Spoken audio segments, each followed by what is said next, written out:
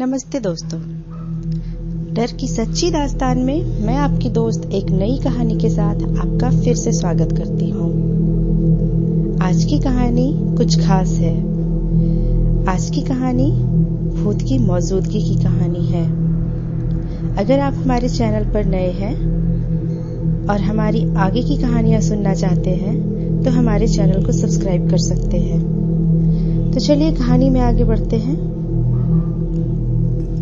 दोस्तों, हमने सुना है कि आत्मा होती है और वह अपने आसपास मौजूद हो सकती है। यह बात लगभग 15 साल पुरानी है। हम विट्ठलपुर गांव में रहने के लिए आए थे। ऐसे में यहाँ एक किराए के मकान में रहने का अवसर मिला। पिताजी की नौकरी के लिए हमें हमेशा नई नई जगह पर जाकर रहना पड़ता था। अब हम जिस गांव में थे वह गांव बहुत बड़ा नहीं था। बीच में गांव और आजू बाजू सारे खेत थे। गांव हाईवे से कुछ 4 मील भर की दूरी पर था। सभी यहाँ किसानी करते थे। यहाँ एक स्कूल भी था जिसमें मैंने दाखिला लिया। यह स्कूल गांव से बाहर था, खेतों के बीच में ही था। हम जब से इस गांव में रहने आए थे तब से भूतों के बारे में बात हमने सुन रखी थी, पर कभी देखा नहीं था। इसलिए इस बात को हम लोग हमेशा मजाक में ले लेते थे। अब ठंड की मौसम आ चुकी थी। छोटा गांव होने के कारण लोग जल्दी से खाना खाकर सो जाते थे। कुछ लोग रात को आग जलाकर घर में रखते ताकि घर गर्म रह सके। वैसे उस वक्त ना स्मार्टफोन था ना इंटरनेट था। लोगों के पास मनोरंजन के लिए टीवी के अलावा और कोई साधन न था। वो अमावस की रात थी। हम भी जल्दी खाकर सोने जा रहे थे, तभी बाहर शोर सुनाई दिया। लोग खेतों की तरफ भागने लगे। हम भी पीछे गए। तभी हमारा घर का मालिक आया और बोला, बाबू, कोई गहरा संकट आने वाला है। पिताजी बोले, क्यों, क्या हुआ है वहाँ? घर मालिक बोला, बाबू, तुम पढ़े लिखे हो, नहीं समझ पाओगे, विश्वास नहीं होगा तुम्हें। तभी वहां किशन राम आया। किशन राम घर मालिक के खेतों में काम करता था। आकर बोला, पुजारी ने सपने में कुछ देखा है और सारे गांव का चक्कर लगा रहा है। सारे गांव को मंत्रों से बांध रखा है उसने। मेरी तो नींद ही उड़ गई थी। क्या ऐसा भी होता है? मतलब मंत्रों से गांव को बांधना? सुनने में भी अजीब लगता है, लेकिन बाहर आकर देखा तो न मानते हुए भी यकीन करना पड़ा। देखा कि दूर खेतों में से जलती आग जा रही थी। सब लोग डरे हुए थे। न जाने कल क्या होने वाला था। हम सब वापस घर लौटे तो आकर कोई भी काम में मन न लग रहा था और मन में ढेरों सवाल उठ रहे थे कि आखिर ऐसा क्या हुआ कि पुजारी को ऐसा करना पड़ा। सुबह सब मंदिर गए तो मैं भी मंदिर गया। मंदिर के दरवाजे पे देखा कि पुजारी पास बैठा है।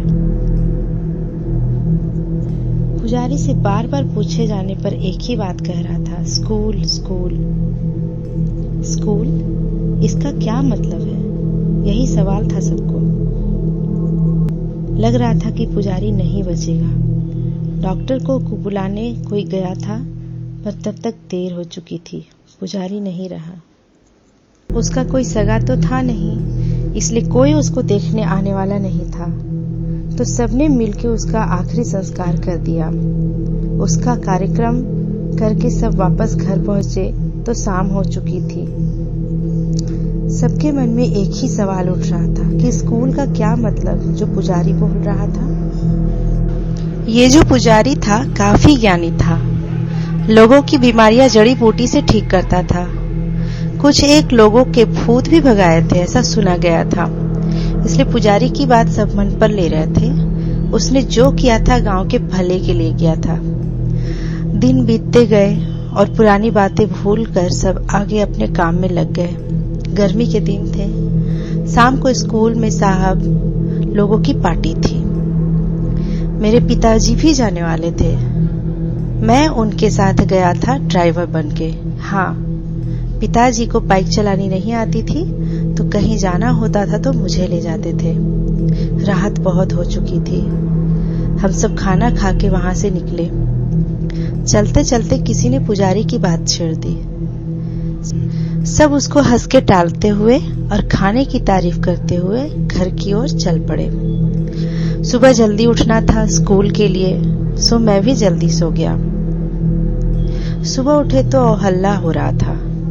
कल जिसने हम सब के लिए खाना बनाया वो आदमी रात को अपने सामान के साथ स्कूल में सो गया था। वो मर गया। हमको लगा कि स्कूल में होगा, पर उसकी लाश उसके घर के छत पर मिली। वो वहां कैसे पहुंचा पता नहीं। पुलिस आई, खोजबीन करने के बाद सब चले गए। इधर स्कूल के मेन गेट के नीचे वाली सीढ़ी पे खून की लकीरें खींची हुई थी। किसी ने जानबूझकर किया होगा, ऐसा सब बोल रहे थे, पर वो खाना बनाने वाला कैसे मरा इस बात की पता अभी तक किसी को न चली। सालों बीत गए। एक रोज हम सब शहर गए थे। मेरे छोटे भाई की तबीयत कुछ ठीक नहीं थी। बस स्टॉप पे रात को आखिरी बस आने वाली थी। हम लोग वहीं उतरकर कुछ 4 मील पैदल चल रहे थे। वैसे ये कोई पहली बार नहीं था। हम पहले भी यहाँ उतरकर पैदल गांव तक जा चुके थे, पर आज बारिश हो रही थी, बिजली नहीं थी। यहाँ बिजली जाना बहुत आम बात थी।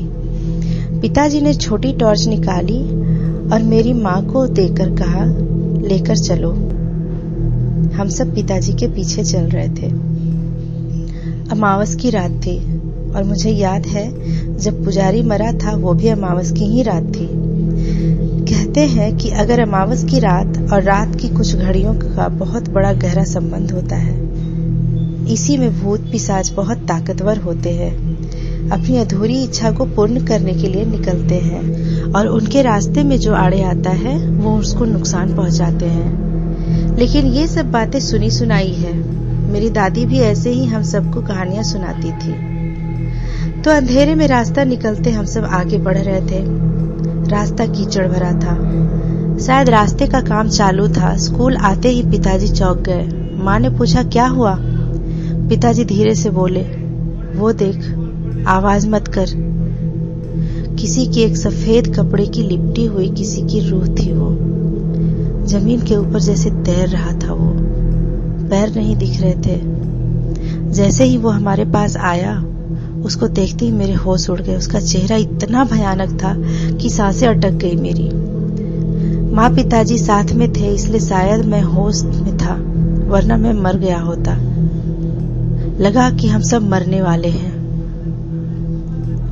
माँ पिताजी भगवान का नाम ले रहे थे। छोटा भाई रो रहा था और मैं भी। कुछ समझ नहीं आ रहा था। हम आगे जाने की कोशिश कर रहे थे कि यहाँ से जैसे मैं तैसे भागे, पर जा नहीं पा रहे थे। हम सबको बांध दिया गया था वहां जैसे। हम सब चीख रहे थे, पर उस अंधेरे में हमारी सुनने वाला कोई नहीं था। आगे जैसे मौत दिख रही थी। थोड़ी देर में हमारी चीख भी निकलना बंद हो गया। अचानक सब शांत हो गया और बिजली आ गई। रास्ते की बत्तियां जल चुकी थी। हम सबकी जान में जान आई। शायद भगवान ने हमारी सुन ली थी। वैसे ही वो आत्मा स्कूल की तरफ चली गई। हमने भगवान का शुक्रिया किया और वहां से गांव की तरफ चल दिए। गांव में पहुंचते ही सारी हकीकत घर मालिक को बताई। लोग भी जमा हो गए थे। शायद हमारी मौत नहीं आई थी, इसलिए हम सब बच गए थे। भूतों के बारे में कोई बताए तो सब उन पे हंसते थे। यकीन कोई नहीं करता था। वैसे ही हाल आज हमारा था। हम सब जो कह रहे थे, लोग हम पर विश्वास नहीं कर रहे थे, हंस रहे थे, हमें डरपोक कह रहे थे। पर जो हमारे साथ हुआ वो हम ही जानते थे। अगले ही साल मेरे पिताजी का वहां से तबादला हुआ पास के शहर में। हम सब वहां से सामान बांधना चालू किए। सबसे अलविदा लेकर भाड़े गाड़ी से हम लोग वहां से निकल पड़े। हम सब ने उस स्कूल को आखिरी बार गाड़ी से ही देखा। हम सब ने अपनी आंखों से मौत को देखा था। वो रात हम सबको हमेशा रोंगटे खड़े कर देने वाली लगती है। ये कहानी कैसी लगी हमें कमेंट कर जरूर बताएं। धन्यवाद।